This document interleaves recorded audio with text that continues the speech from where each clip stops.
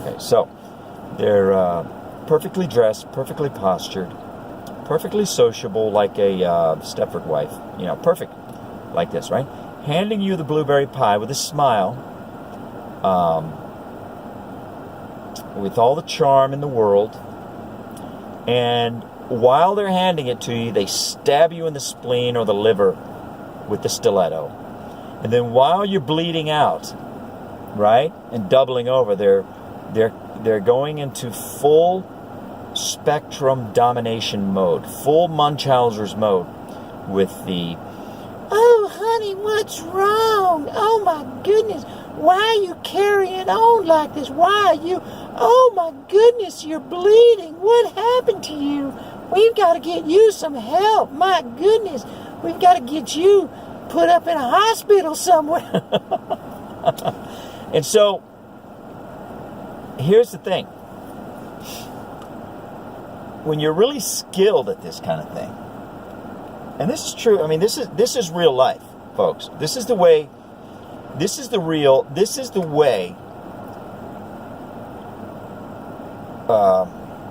real evil operates. It's not really real evil, it's sophisticated evil. This is the way sophisticated evil operates. Because stupid evil is the guy with the trench coat and the goth makeup and the fingernails and the filed down teeth.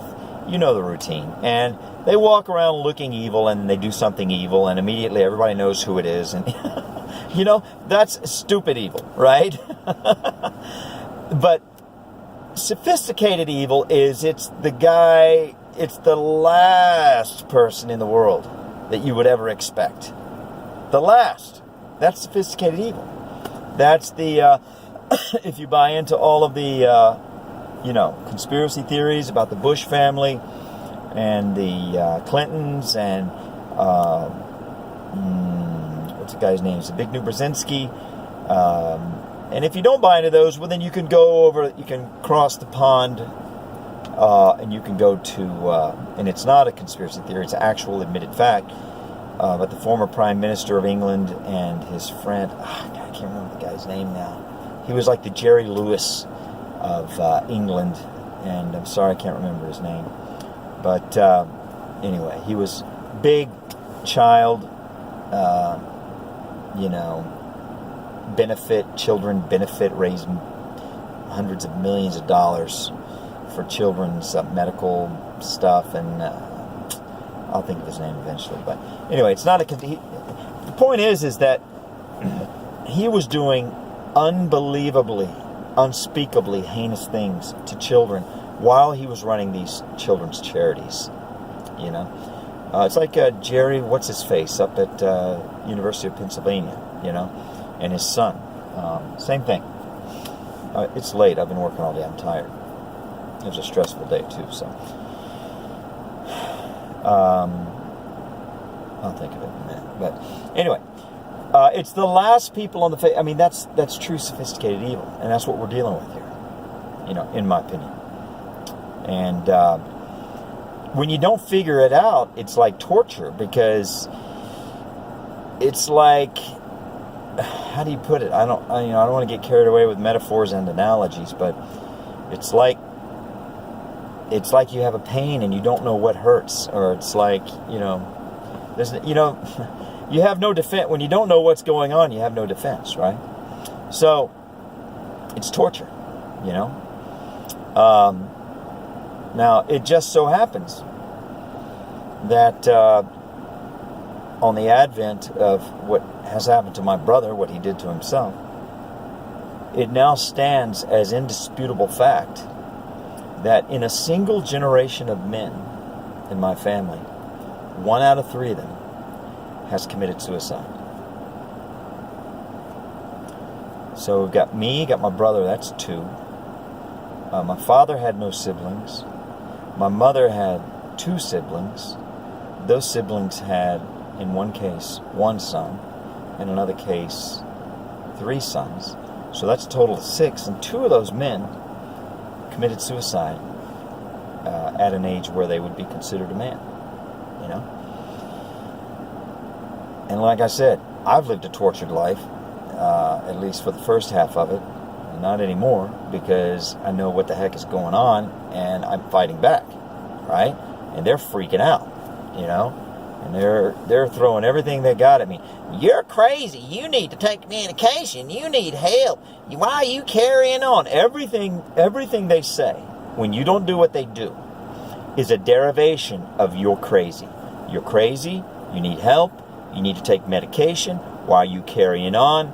And it's just a matter of time before they come up with some other derivation, some other synonym for you're crazy, you know. But it's always the same. It's been that way for as long as 50 years. It's been that way for as long as I can remember, you know. And one thing that I'm learning about evil people in power, Clintons, the Bushes, you know, all these guys, all the New World Order guys, when they go out and they go up against somebody, George Soros, they always accuse the people of being what they are. You know, racist, misogynist, Islamophobes, you know, everything that they accuse. If you look at the misogynistic behaviors of Hillary Clinton and how she enabled Bill's rape and, you know, all that stuff. She's the true misogynist, you know. You take the quotes of these people, they're the true racist, you know. They perpetuate racism because it serves their needs. So I just seriously consider that when I think about how all the women in my family, they all gang up, like I mentioned in a previous video, like a pack of velociraptors, you know. They all gang up and start simultaneously in unison in a synchronized way telling their target that you're crazy, you know, and using some various derivations of that same phrase.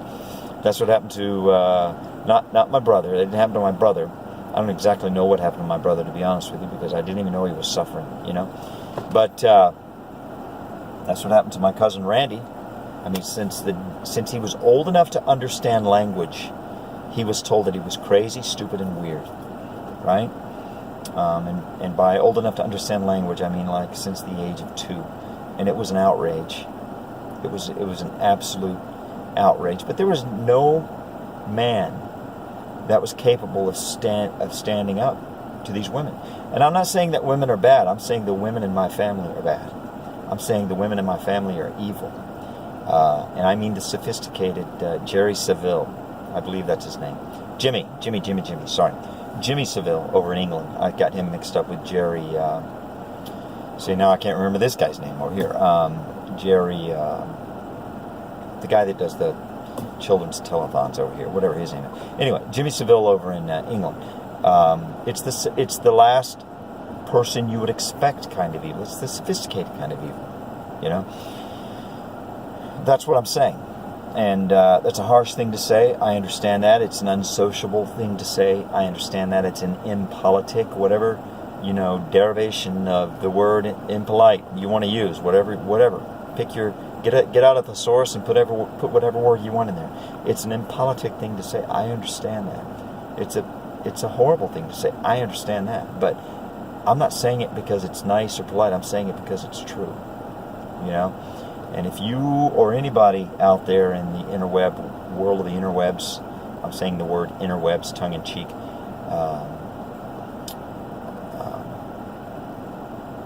you know,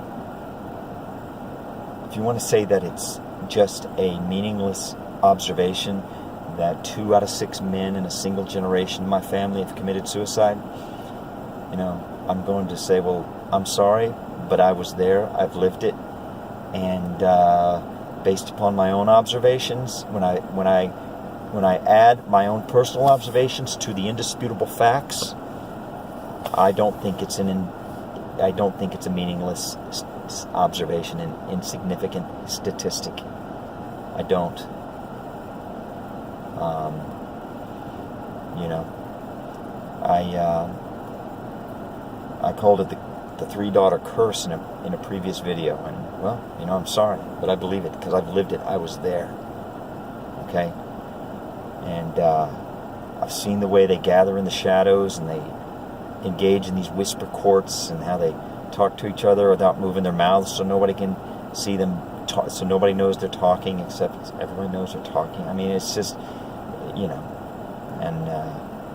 the velociraptor thing metaphor just comes to my mind because they're like, if you ever saw the movie Jurassic Park, they're these bloodthirsty, deadly reptiles that are master strategists. That's what they were, and so these are ugly thoughts. I realize that. They're impolitic, they're impolite, they're unsociable. I realize that. I'm not saying what I'm saying because it's unsociable. I'm not saying it to be mean. I'm saying it because I believe it to be true. And, I even had the thought the other day that, I said that when I see my sisters in a whisper court and gather in the corner of the shadows of some room somewhere, and all I hear are the S's, because that's what you hear when people are speaking in hushed tones. And I said it reminds me of den of snakes. I realized, it's like, wait a minute, they're not a den of snakes, they're a pack of velociraptors, and that's what velociraptors sound like when they talk to each other. Because reptiles hiss, So that's when they're strategizing, is when they're engaged in a whisper court, and when they're out here, mingling and everything, that's when they're implementing their strategy, So for whatever. Call me hyper-dramatic, melodramatic, call me whatever you want. I really don't care. I've lived it. I've been there. And I've witnessed it. And now 2 people are dead. Am I going to go so far as to say as a result? No, I'm not going to go that far. But at the same time, I'm going to go close, but I'm not going to go that far. Because I don't really believe in fault. I believe in dynamics. If you want to go so far as to say that I believe in energy, yeah, kind of in a way, yeah. I kind of believe in energy. I think it takes 2 to tango. I think if you're weak, you're going to be exploited. And to be weak is to have a character flaw. So it's not really their fault, but by the same token, it's not really right either, And it's not right for the men to be weak, My brother-in-law is weak. He used to have so much respect for this guy. Like ridiculous, because I was a kid, He was dating my sister. I had so much respect for this guy. And then I was at dinner one time, and I said something that was a little off color. He thought it was funny. He laughed. But guess what? The little lady didn't want him to laugh. So she just raised an eyebrow and looked sideways at him, and he turned white as a sheet. Literally dropped his fork on his plate and looked like he was having a seizure. Okay? My respect for him went to 0. 000, 000, 000, 000,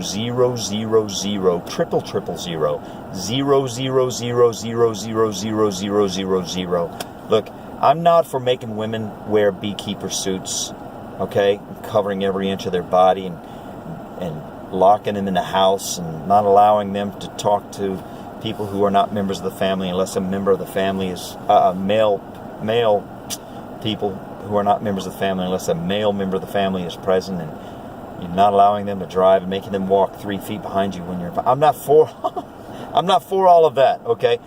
But by the same token, I'm not for a man being tyrannized by a woman either. I'm not for tyranny, period. I'm not for tyranny whether it comes from the strong or the strategic, I'm anti-tyranny, period.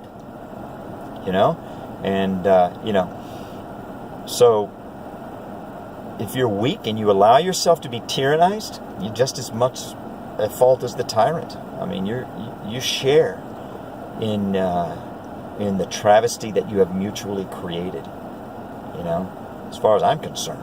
So that's why I say I'm not going to go so far as to say fault. Fault. Fault is the ultimate F word for me.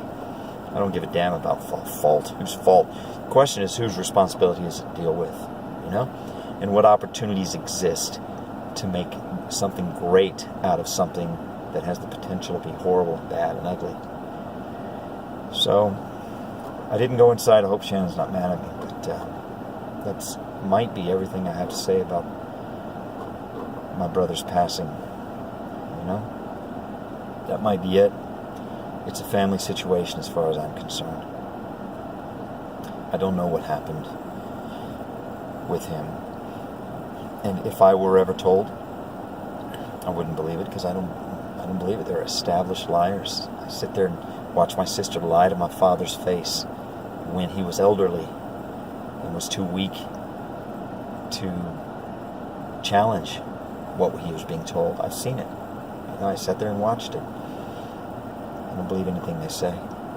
Like I said, pack of velociraptors. How can you trust a reptile? I don't trust reptiles. So,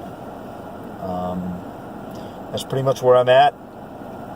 I'm extraordinarily happy where I am. If anything does happen to me, which I don't expect it to, it won't be suicide. I promise you that. I guarantee you that. Because they have made me mean, and they've turned me into a fighter. And when I say mean, I'm not mean to people pointlessly. But I'm saying I have the potential to be mean. And they've also made me smart, All this stuff about full spectrum domination, Overton windows. There's 3 or 4 related concepts in political philosophy. I mean, these things just come natural to me. I'm like, yes, I understand that perfectly. I understand exactly the psychological games that they play in politics. It's like, man, boom, I am right. I understand. You don't even have to explain that to me. I get that. I have lived that, So, it's basically where I'm at. I have no animosity. I have a little bit of animosity. I have some grudge. I have some resentment. I'm working on that. But mostly, there's just no possible conversation. You can't, like I said, a slave can't talk to his master. You can't have a conversation with somebody who talks to you as if they are talking down to you from a floating crystal cathedral in the sky. That's a conversation just isn't possible. It's not a question of who's better, who's not better, who's wrong, who's right. It's a question of there's no conversation possible. So it's basically where we're at. I hope this helps somebody. I wish peace and blessings and happiness for you all. And I wish the defeat of all tyrants. I wish the defeat, but you have to be very careful how you phrase things, right? I don't wish the defeat of tyrants. I wish the defeat of tyranny, I wish the destruction of bad ideas. I don't wish the destruction of bad people, because there really is no such thing as a bad person. There's just a person who has taken on as their own a bad idea, right? And we all do that in certain situations to certain degrees, contextually at different times in our lives, right? So I wish the destruction of bad ideas. I wish the death of evil. And I wish the advance of goodness and life and peace. So I wish that for you. God bless you and have a wonderful evening, and thank you for watching.